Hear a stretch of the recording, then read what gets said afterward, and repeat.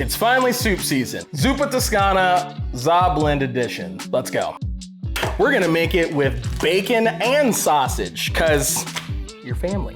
Zuppa Toscana is a very rich and hearty Italian soup. We're gonna take it up 12 notches and use pizza.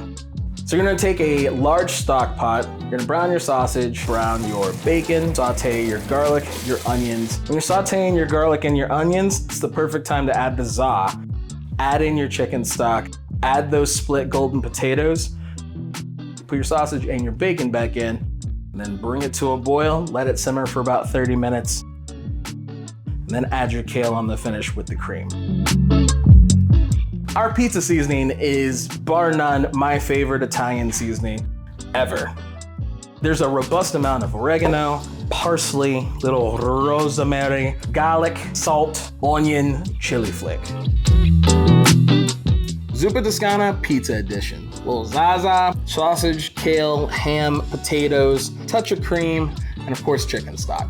When you're here, you eatin'.